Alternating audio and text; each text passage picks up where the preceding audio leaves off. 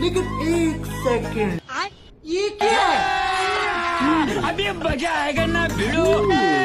भैया खाना कैसा बना? दीदी एक नंबर दीदी। अहे, और कुछ ले गया? दीदी बहू ये कौन है? ये तो मम्मी जी वो आज शराब निकाला था तो मुझे कौवे नहीं मिले तो मैं 2 कलवे ले आई।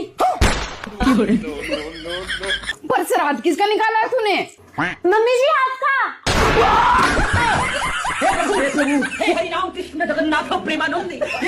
मम्मी जी मुझे याद था, आपने कहा था सामने वाली से 2 कदम आगे चलना। मम्मी जी आज उसने अपनी सास का श्राद्ध निकाला, उसने सिर्फ हलवा बनाया, मैंने 2 मिठाई बनाई, हलवा और रसगुल्ला। उसने 1 कौवा जमाया, मैंने 2 कौवे जमाए।